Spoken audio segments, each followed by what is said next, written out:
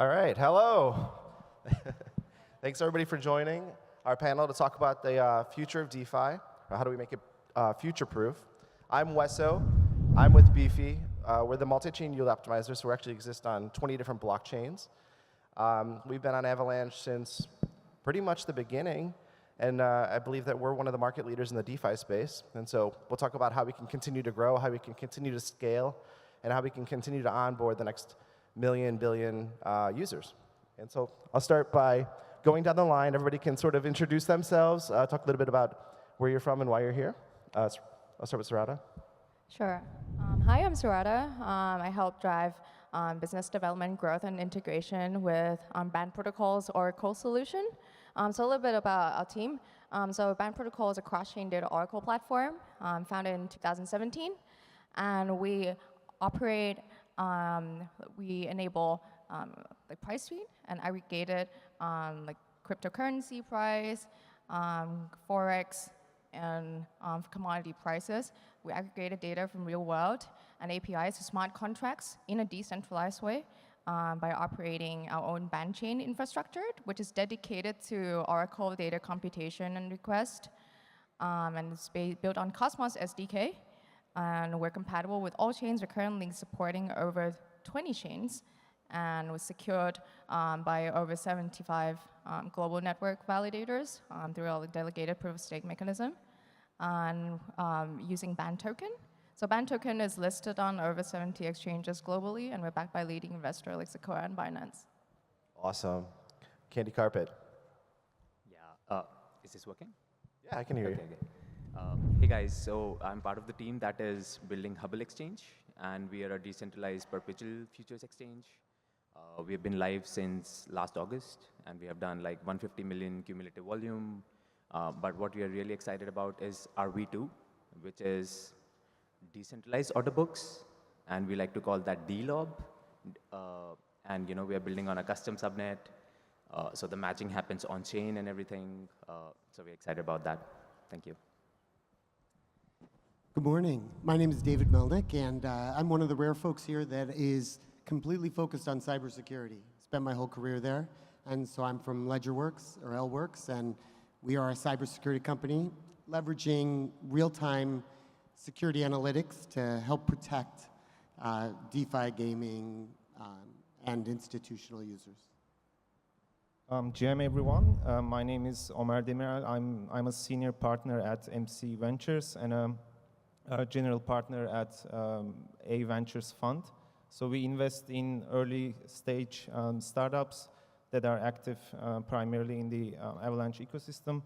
I work on the side as a consultant in data science and Web3. All right, well, thank you all for joining me. I think the first thing we need to talk about, if we're going to talk about how to be future-proof DeFi and how do we continue to scale, the most important thing that we feel we need to concentrate on at Beefy is security. I think, when you look at other protocols, because we're all trying to move really, really fast, that some people sacrifice maybe convenience for security or moving quickly with development for security. So now how do we continue to grow fast and grow at the rate we want to grow and be able to scale to more users while still focusing on security first, protecting our assets? Because we've seen in this space that we've had a lot of exploits, and obviously, how are we going to get the next billion users if we continue to have headlines of hundreds of millions of dollars leaving to go to whoever the exploiters are? So I think, David, this is a good one for you to maybe kick off and get your opinion on it. Yeah. So I'll set the stage.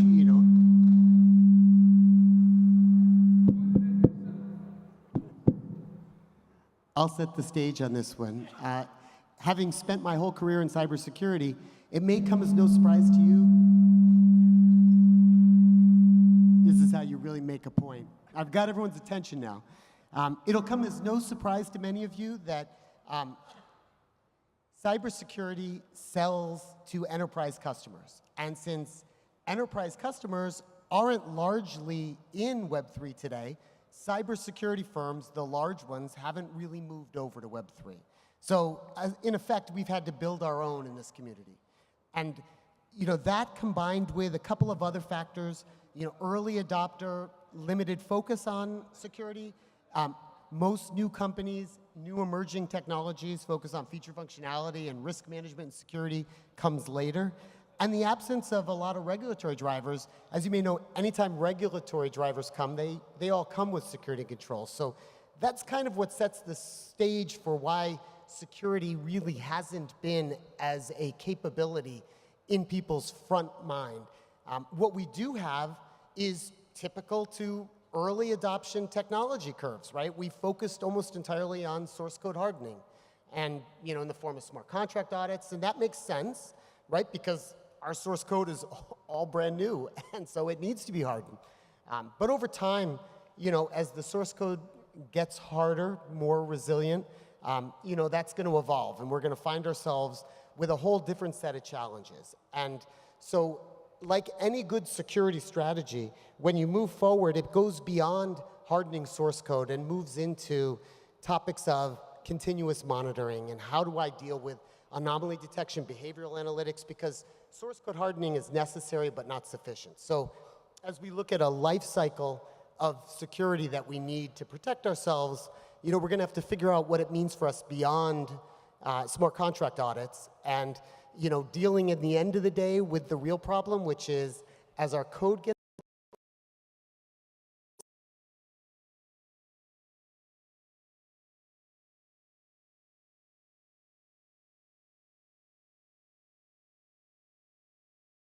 focus on, hey, is the code good, right? But then I think we've seen a lot of the exploits happen because of poor operational security standards. So, not being able to manage, private key management, sort of failing and people getting access, or you talk about social engineering.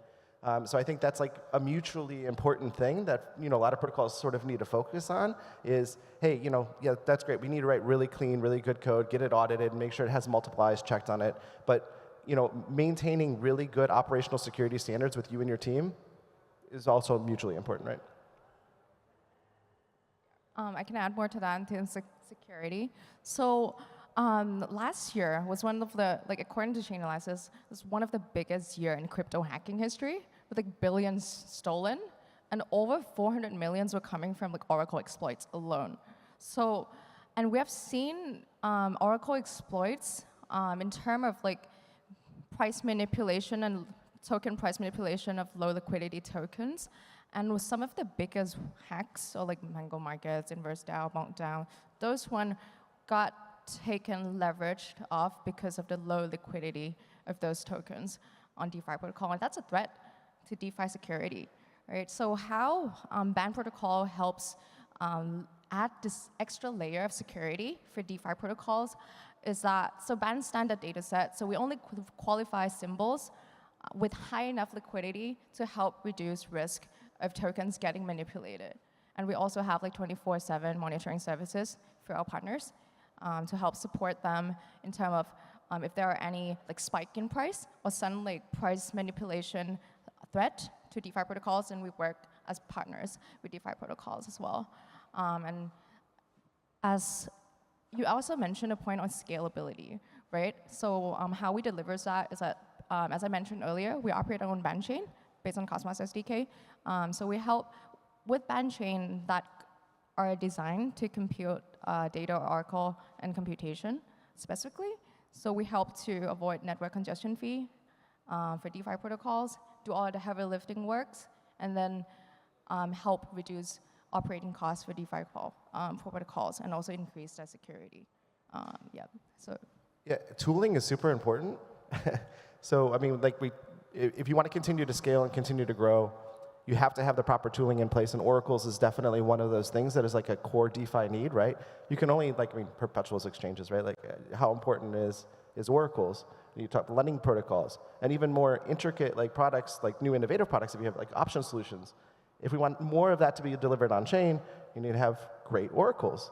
And I think we need to have a diverse Oracle ecosystem too, right? Because you can't all expect one player just to provide all of the Oracle solutions. You need backup Oracles. We've seen specifically protocols have issues because they only had really one trusted Oracle solution, and so if something happened to that and they don't have a fallback, then essentially the whole protocol is at risk. So I think that that's also something that we need to continue to see is an increase of competition in the Oracle market, and I'm glad that Ban's here to kind of play that.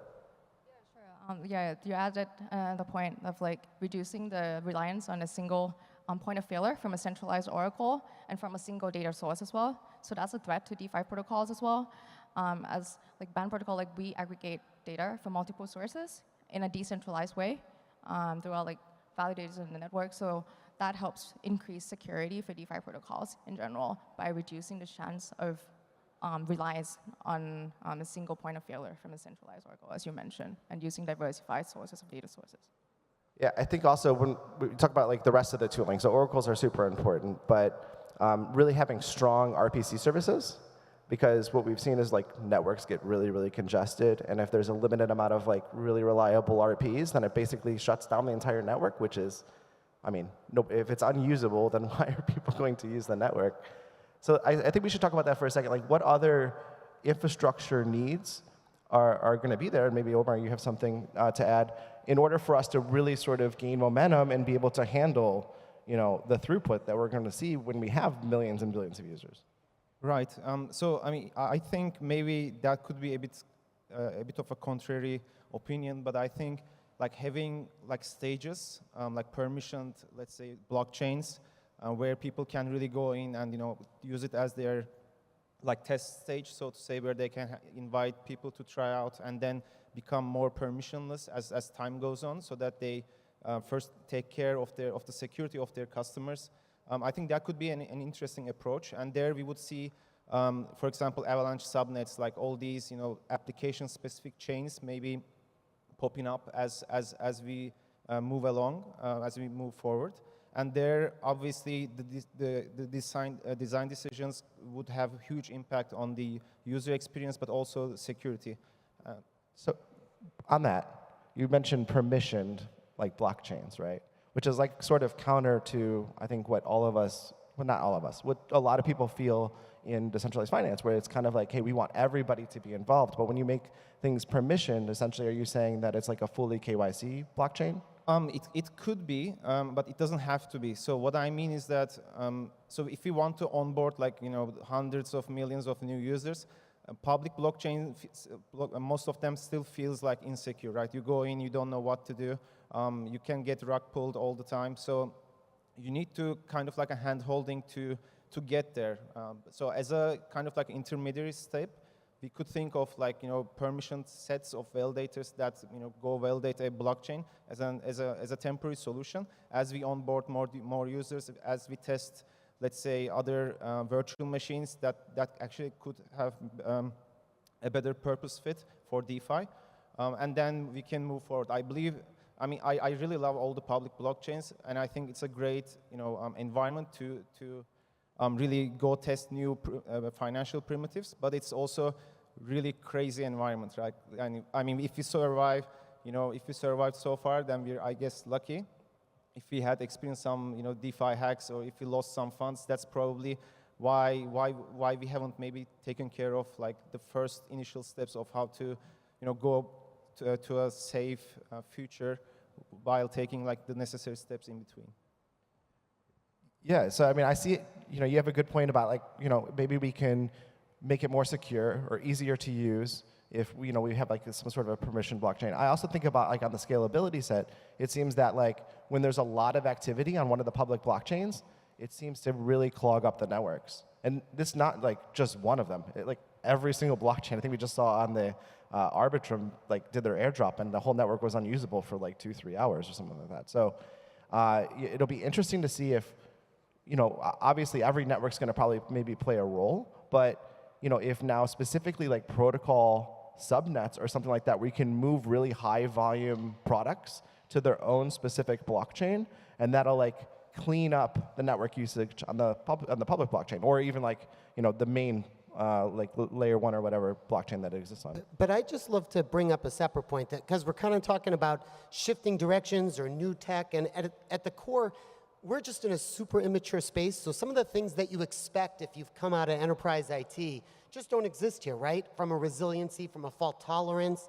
And so some of these problems that we talk about as scalability problems can also be characterized as I don't have reliable callbacks, or I don't have reliable sort of infrastructure that can support a developer for resiliency questions and fault tolerance. So for me, I'd go beyond security now and think more broadly about risk management. You mentioned OPSEC or operational management. And I think there's a whole lot of work to be done.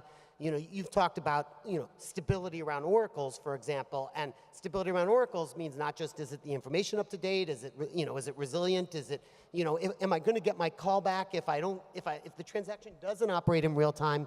Will I have some model for getting the information as soon as possible? So I think there's a whole lot of those steps around how we scale that really is just building scaffolding for ourselves, right? That I think is a challenge that we're just mounting right now as well. Yeah, the infrastructure is still a little bit immature. We still need a lot of it to be built up and to be able to be scalable. So it'd be interesting to see how that comes, but I feel like from where we were last year to now, it's definitely changed and it's growing at a pretty fast rate. So I think we'll continue to see improvements in adoption from that as well. But I want to get your opinion. Okay, so like a high activity exchange, do you think that those are going to exist specifically on like the main base chains, or do you think that a lot of those high activity exchanges where there's a lot of users is actually going to move more maybe to specific changes, sort of like DYDX is doing? Yeah, 100%. So I believe that the infrastructure is there. I firmly believe that. Because I've been in this space for a bit, and 5 years ago we used to talk about that, once there is time that we have like super scalable blockchains, the use cases are going to come eventually, and scaling is the bottleneck. And we used to have this conversation like 5 years ago. But now that is no more the case. I think the infrastructure is there. And obviously, like everything is a process, right? So once you have more users, you will see that there are new problems that you're facing, and the devs will eventually solve that. But what I really think is the bottleneck right now is use cases. There's like tons of L1s, there's subnets, there's so much, right, that you can build on. But if we could really have use cases that demand that scaling, I think that is what I would like to see. And yeah, scaling, like we are slowly solving it, and we will be there, but only if there's demand for it, because I feel that like a lot of the times in Web3, we are building solutions which we don't need right now. We do need eventually, So for me, if like we are very excited to see like if we can get these use cases, whether that's exchanges or like anything, like DeFi, NFTs, or metaverse, I would be very happy to see like use cases that demand scaling instead of trying to build infrastructure like in a preemptive way and then trying to find users. Yeah. It's still interesting that 75% of the entire DeFi TVL still exists on Ethereum mainnet, right? So when people ask, is the future multi-chain? Obviously, we're seeing an explosion in new networks. It seems like every month there's a new network coming out with some new niche. And I think a lot of them cater to specific maybe demographics or specific user bases, or one may cater to gaming, where others cater to more DeFi-specific protocols. So I'd like to get all the panel's opinion on, is the future multi-chain? Is ETH going to be a settlement layer? Are we going to see more activity on like now these like L2s? What do you guys think?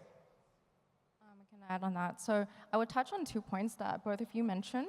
That's really good. Like in terms of how do we enhance the scalability of like DeFi protocols is the future multi-chain. And you also mentioned the good keyword of increasing use cases, because that's the pain point that we're tackling. Because smart contracts alone, they cannot fetch real-world data alone, and they need a third-party tools like an Oracle to relay and fetch those real-world data and connect these data to smart contracts. And that's the point that we were working on. So there are 3 key areas that we're focusing on. So one is increasing scalability. Last year, we increased like Bandchain's scalability to process throughput by 10x. And we're continuously working on that because there are higher demands coming from like multi-chain protocols. Like for example, you guys, like Beefy Chain is on like almost like 20 chains or something. Yeah, and like so when there are demands for like multi-chain protocols, and protocols are expanding due to like upcoming L1s, L2s, and different competitions that are competing against Ethereum as well. So that comes to point number 2, which is increasing our interoperability. So last year we had our like IBC upgrade, or like inter-blockchain communication, to help facilitate DeFi protocols that operate on multi-chain. So they can fetch like Oracle price data in a seamless way. And in like, that minimizes the work to be done in terms of integration-wise. And then third, we're moving towards decentralization.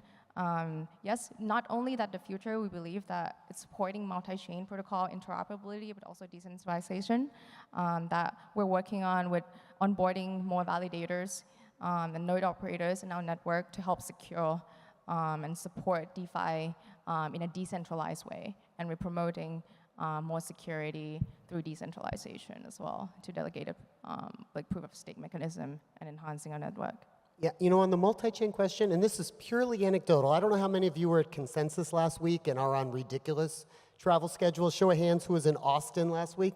Yeah, but I've changed my opinion on I always assumed we would be multi-chain, but I thought, it may be a dozen chains. You know what I mean? Like there'd be some specialization. But I swear, as I walked and talked with folks at Consensus, the number of layer 1s that I bumped into, it was extraordinary. And then I try and identify, well, what are you doing different? What's your special sauce? You got some unique value you're bringing to the, community. And a lot of them, there was nothing particularly special. So I'm not even sure, what's causing the explosion. I mean, in Avalanche, you got subnets, and arguably you could call every one of those a layer 1. So maybe some of the numbers are inflated in my conversations. But it definitely seems like there is a massive expansion of multi-chain, or of layer 1s based on just my, anecdotal experience. I haven't done any, numbers on that. So it's just an interesting question. Yeah, I think, for example, I believe that we will see many application-specific chains.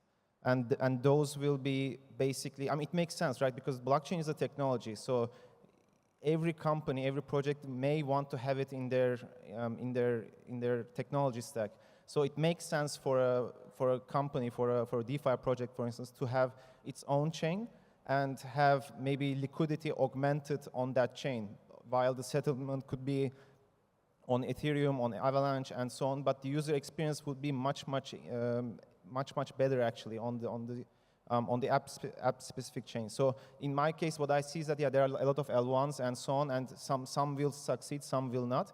But I believe the future will be more like application-specific blockchains that will have all the power in their hands, and they could decide how they would like to form their blockchain to their aligned to their purpose. And it doesn't always have to be EVM as well. So they can really go down and they can change the virtual machine. If you're a DeFi protocol, maybe EVM is not the best virtual machine, right? You can create from ground up and set a new token standard, set how lending should work, really from the first principles. And then you could see all these DeFi protocols actually developing their own solutions, but using the same standards so that they can still interact with each other. So, my vision is like this, but we'll see in a few years' time whether that will play out or not. Yeah, so you guys all mentioned a couple things that are pretty interesting. One was like interface consistency, so like making sure that we can actually interact and be composable with each other. I think we've already seen that sort of on like the EVM side or like the interest-bearing side.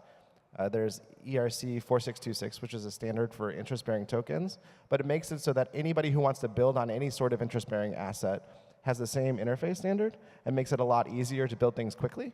And then we talked about multi-chain interoperability, right? So I think that was always like sort of the hiccup. If you have all of these L1s and they're all very fragmented and all of the TVLs very fragmented, then what's really the point? They're all kind of at war with each other. But if we can have like this free flow of capital by creating really complex products with messaging solutions, I think that opens up a whole new product market, right? And I think that's what we're probably going to start seeing, because it seems that last year there was a lot of development on the cross-chain messaging side. So it'll be interesting to see the new products that are being developed that are going to be cross-chain lending, cross-chain yield farming, cross-chain swaps. Like, how much more activity it's going to be and how much more chain agnostic users are going to start to be, because it's not going to really matter what chain they're actually interacting on. It's going to be them going to the asset they want, them getting the best interest rate available on whatever chain they're trying to get from.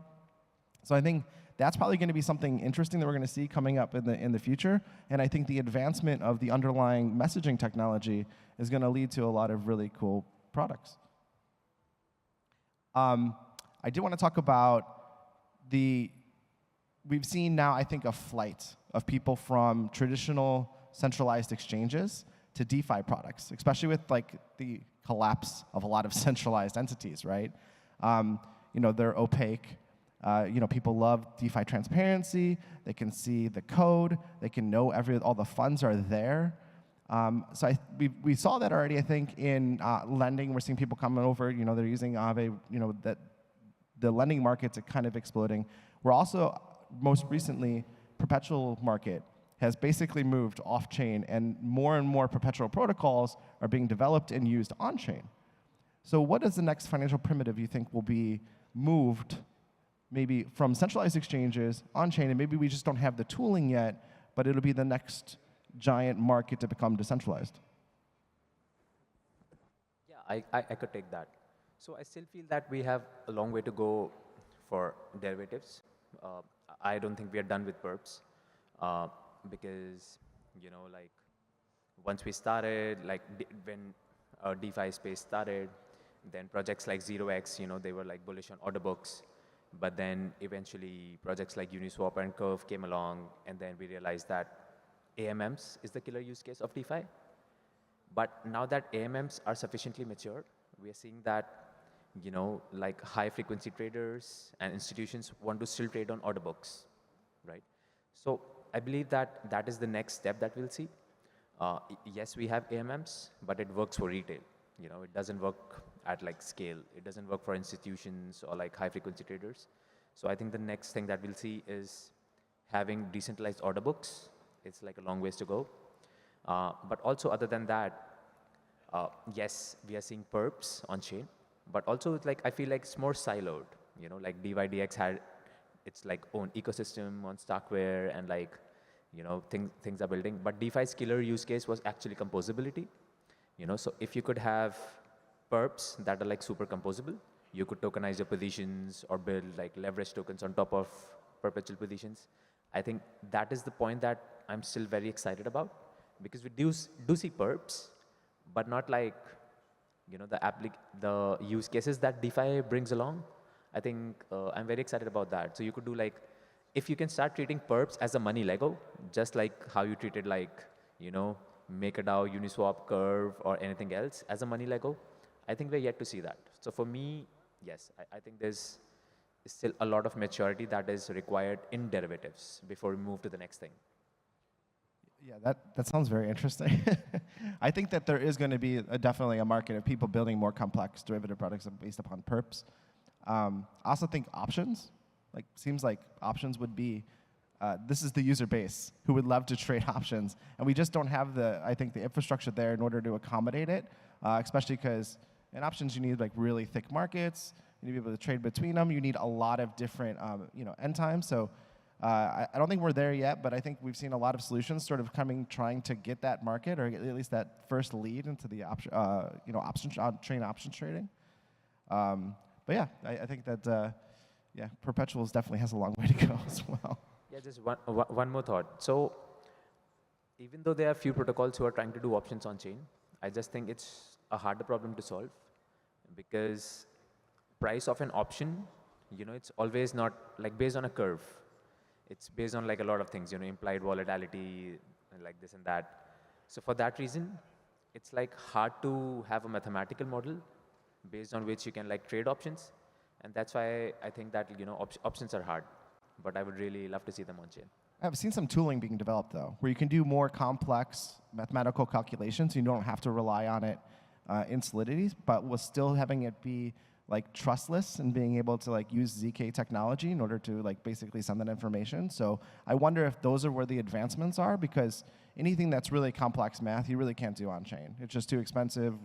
Solidity can't really accommodate it. So I think that's probably the need is like, how do we get that data and we can trust that the data is correct, to the contracts.